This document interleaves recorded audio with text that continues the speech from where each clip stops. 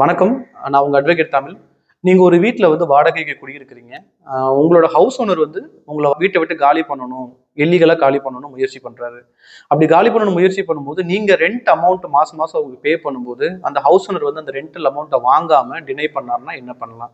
So இதுக்கு Tamil Nadu rights and liabilities of landlord and tenancy act 2017ல ஒரு ப்ரொசீஜர் குடுத்திருக்காங்க. அதன்படி ஒரு ஹவுஸ் ஓனர் வந்து ரெண்ட் வாங்க மறுத்தார் அப்படின்னா, நீங்க எனி எலக்ட்ரானிக் ஃபார்ம்ல அவருக்கு 2 மாதங்கள் வந்து ரெண்ட் செலுத்தலாம். மாசமும் சரி, அடுத்த மாசமும் சரி அவருக்கு ரெண்ட்ட செலுத்தலாம். அதுக்கு அப்புறமும் அவர் ரெண்டல் வாங்க மறுக்கிறாரு அப்படின்ற பட்சத்துல, நீங்க ரெண்ட் அத்தாரிட்டி கிட்ட வந்து உங்களோட ரெண்டல் அமௌண்ட்ட டெபாசிட் பண்ணிடலாம். டெபாசிட் பண்ணிடுறதுக்கான ரிசிப்ட்ட வந்து ரெண்டல் அத்தாரிட்டி உங்களுக்கு குடுத்துருவாங்க. அத வந்து அந்த ஹவுஸ் ஓனர் பெட்டிஷனோ இல்லைன்னா வந்து ரெப்ரசன்டேஷனோ கொடுத்து அவங்க எடுத்துக்கணும். ஸோ உங்களை வந்து அந்த ரெண்ட் கொடுக்கல அப்படின்ற கிரவுண்ட்ல வந்து அவங்க எவிக்ஷனோ டிஸ்டர்பன்ஸோ பண்ண முடியாது. ஸோ ரெண்ட் வாங்க மாட்டேங்கிறாங்க அப்படின்னா நீங்க இந்த ப்ரொசீஜரை ஃபாலோ பண்ணி உங்க ரெண்ட்டை கொடுத்துக்கலாம். இது சம்பந்தமா உங்களுக்கு வேற ஏதாவது சந்தேகங்கள் இருந்ததுன்னா எங்களுக்கு கான்டாக்ட் பண்ணுங்க. நன்றி.